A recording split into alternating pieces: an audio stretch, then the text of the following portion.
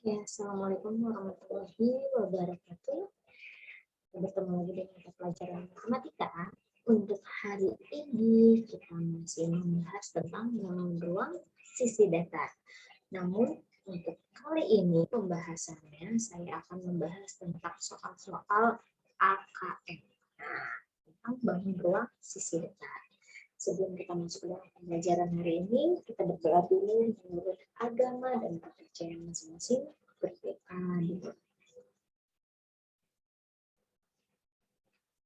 Berdoa selesai. Oke, saya ingatkan lagi kepada kalian untuk selalu menjaga kesehatan, ya.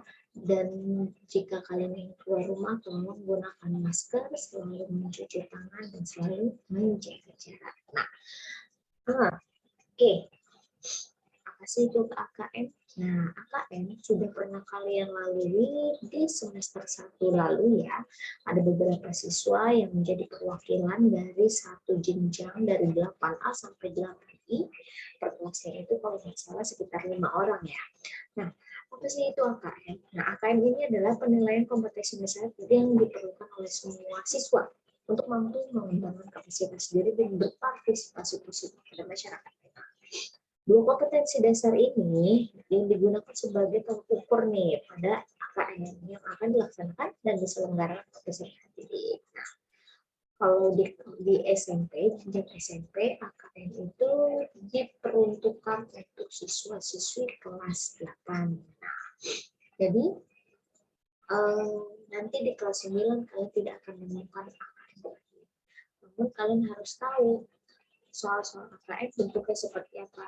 Termasuk salah satunya adalah tentang bangun ruang sisi datar. Nah, tujuan dari AKM itu sendiri ya untuk mencapai kompetensi yang diperoleh peserta didik pada jenjang satuan pendidikan yang dimanfaatkan oleh guru dan meningkatkan hasil belajar. Adapun tujuan pembelajaran. Nah, setelah kalian mengikuti pembelajaran hari ini, kalian tuh mampu menerapkan bangun ruang sisi datar baik Prisma dan Nimas untuk menyelesaikan soal-soal versi AKM dengan bentuk soal pilihan ganda kompleks, menjodohkan, isi singkat, dan uraian. Oke, nah kita review dulu. Prisma dan Nimas. Perbedaannya adalah kalau prisma ini adalah bangun ruang yang dibatasi oleh dua bidang yang berhadapan yang kongruen dan sejajar, serta bidang-bidang lain yang berpotongan menurut yang sejajar. Namun, kalau limas itu adalah bangun ruang yang mempunyai bidang alas segi N, dan dari bidang alas tersebut dibentuk suatu sisi tegak berbentuk segitiga yang bertemu pada satu titik puncak. Nah, unsur-unsurnya kalian lihat lagi pada catatan kalian, baik Prisma dan Limas memiliki titik sudutnya jelas berbeda ya, banyaknya bidang, banyaknya rusuk, banyaknya diagonal bidang, dan banyaknya diagonal ruang. Ada yang memiliki diagonal ruang yaitu Prisma, namun Limas tidak memiliki diagonal ruang. Nah, untuk rumus dari luas permukaan bangun ruang sisi datar ya, bisa kalian lihat pada layar handphone kalian sendiri, baik Prisma dan Limasnya. Nah, begitu pula dengan volume bangun ruang sisi datar baik Prisma dan Limas. Nah, tergantung kalian ini harus dihafalkan. Nah, mari kita bahas tentang soal-soal AKM dari bangun ruang sisi datar. Nah, bisa kalian lihat pada layar handphone kalian. Di situ persoalannya ada bentuknya pilihan ganda. Bularas membuat kue berbentuk prisma segi 4 dengan panjang sisinya adalah 22 cm. Bularas akan memasukkan kue tersebut ke dalam kardus. Bularas akan membuat kardus sendiri menggunakan kertas karton. Yang harus dilakukan Ibu Laras itu adalah yang pertama, mengukur luas alas kue. Option yang kedua, mengukur luas permukaan kardus. Option yang ketiga, menghitung isi kue. Dan opsi yang terakhir adalah menghitung volume kardus. Nah, kalau kalian lihat pada persoalan tersebut ya, Bu Laras membuat kue bentuknya adalah prisma segi 4, berarti alasnya adalah segi 4, berarti persegi. Ya, nah Bu Laras ini memasukkan kue tersebut ke dalam kardus dengan catatan kardus itu dia harus membuat sendiri. Nah, yang namanya dia memasukkan kardus, berarti yang harus dipasin atau di ukurannya harus disesuaikan itu apa? Permukaan. Berarti kita cari luas permukaannya. Ya. Berarti yang harus dilakukan adalah B, mengukur luas permukaan kardus. Tidak mungkin volume. Kalau volume berarti kita mau mencari tahu berapa kue tersebut, gitu lah. Tapi kalau misalkan kita ngomongin masalah di sini pada soal tersebut kita membicarakan sebuah wadah, ya wadah berarti dia sudah pasti mengukur luas permukaan.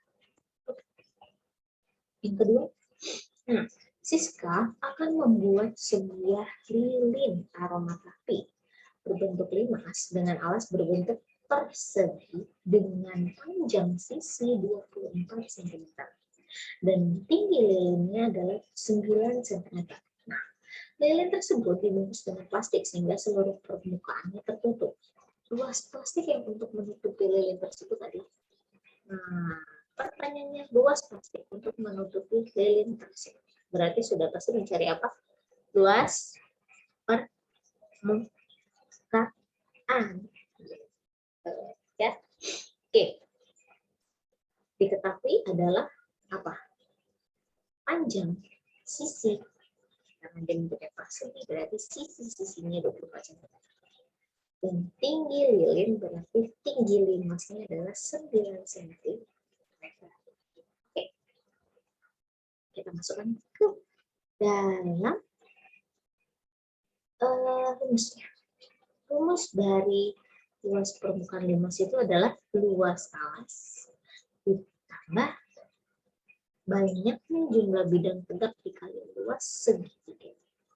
Oke, karena alasnya bentuk persegi, maka luas alasnya sudah pasti sisi kali sisi. Banyaknya sisi tegak berapa? 1, 2, 3, 4. Luas segitiga adalah setengah kali alas kali tinggi. Gitu ya. Oke.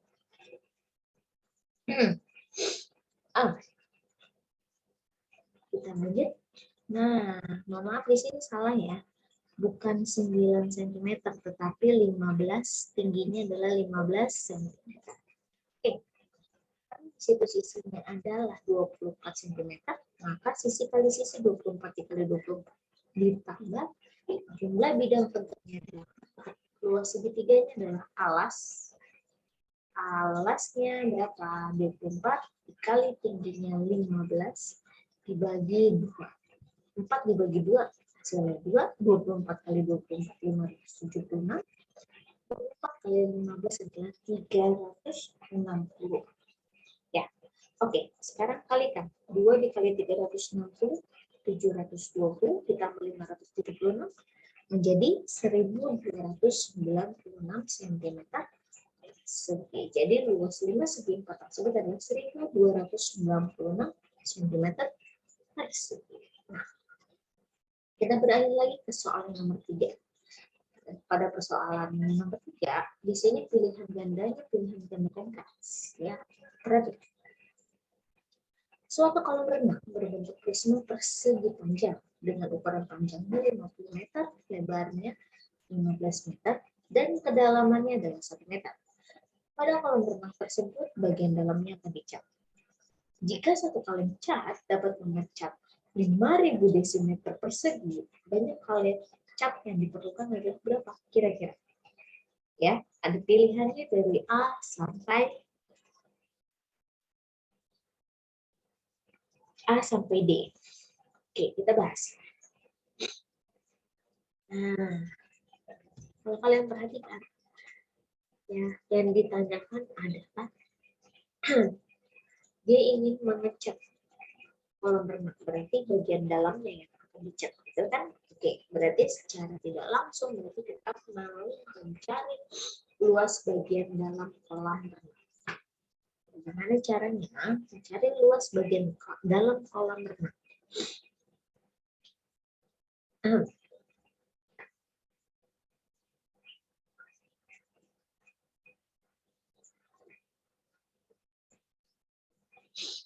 Oke, Luas bagian dalam kolam renang itu rumusnya adalah ya, dari mana?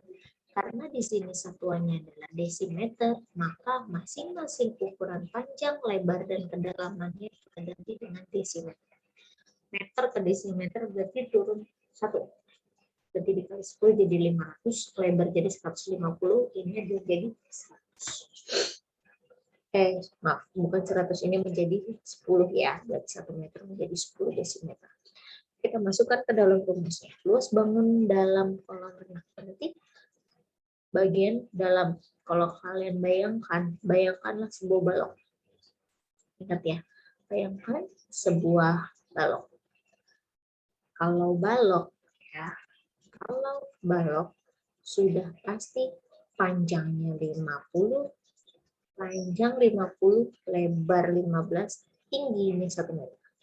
Maka berarti panjang, lebar, tinggi. Ya. Oke. Kalau namanya kita mau mencari luas bagian dalam kolam, berarti kalau kalian bayangkan lagi, berarti di situ ada 2 buah persegi panjang dan 1 buah persegi panjang sebagai alas. Oke. Bayangkan, kalau kalian membayangkan sebuah kolam renang, berarti kan tidak ada tutupnya. Betul? Oke, bayangkan. Sisi kanan dan kiri itu adalah sebuah persegi.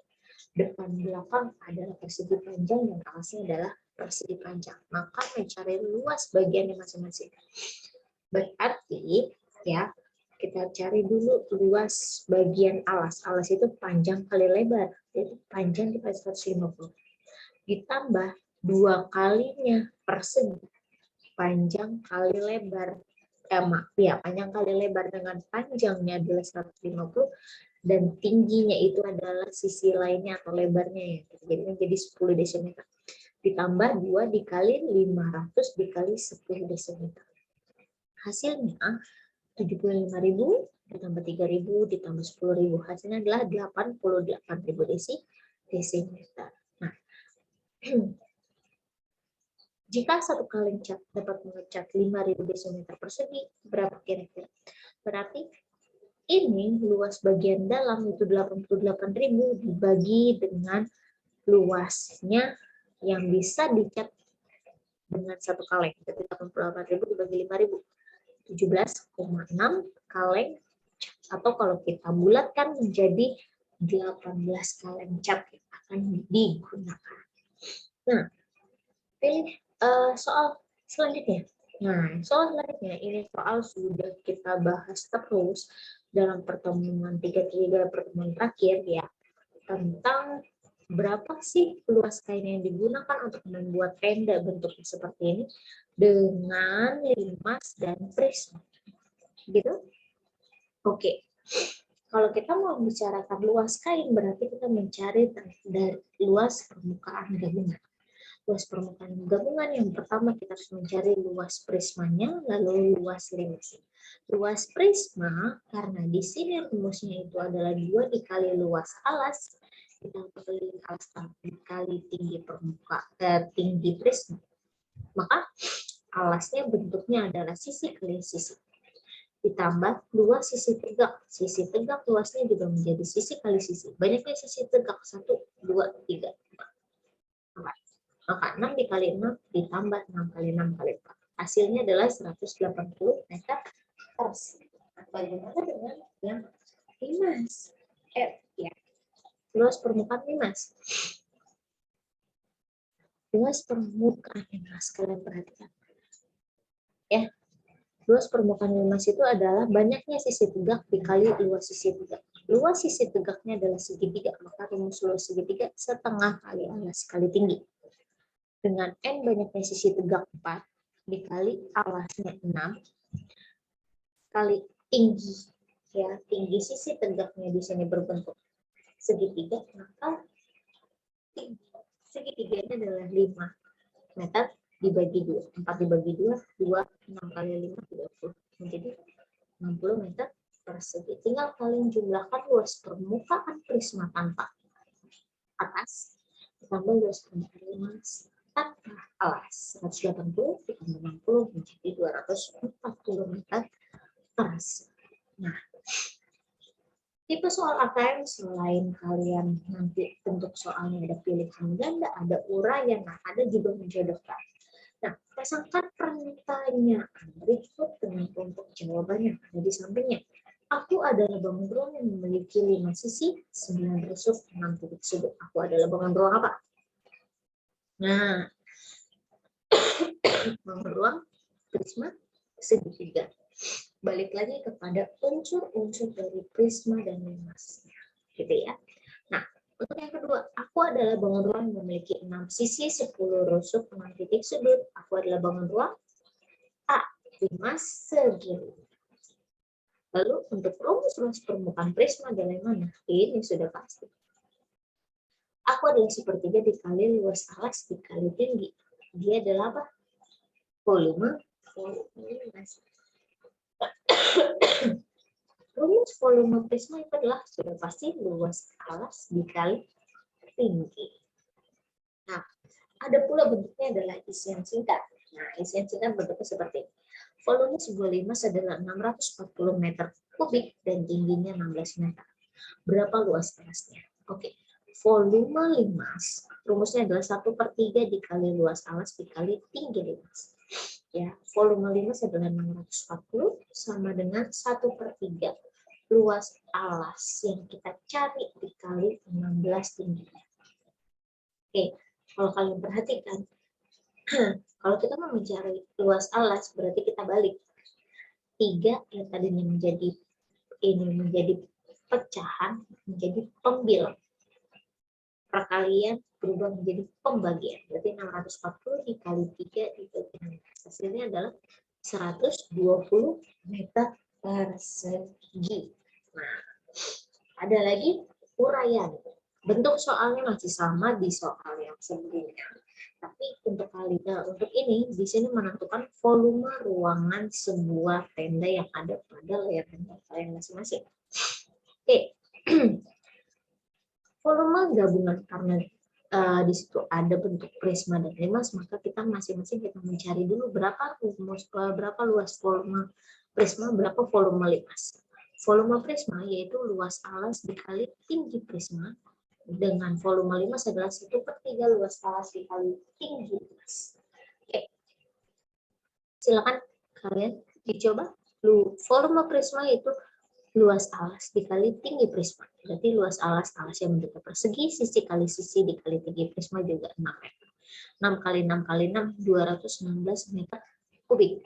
Bagaimana dengan limas? Limas rumusnya adalah 1/3 dikali luas alas dikali tinggi limas. Berarti 1/3 dikali sisi dikali 4. Berapa? 1/3 dikali 6 aja sudah 2. 2 kali 6 kali 4, 48 meter kubik. Nah, maka volume gabungannya adalah gabungkan volume prisma dan limas. 216 ditambah 48 menjadi 264 meter kubik. Jadi volume sebuah tenda adalah 264 meter kubik. Oke. Terima kasih untuk pertemuan kali ini, cukup sampai sekian ya. Jika masih kurang paham, silakan kalian buka kembali video pembelajaran yang sudah diberikan kepada kalian. Ya, jangan lupa untuk selalu menyelesaikan tugas-tugas yang telah kami berikan. Terima kasih. Cukup sampai hari ini saja. Wassalamualaikum warahmatullahi wabarakatuh.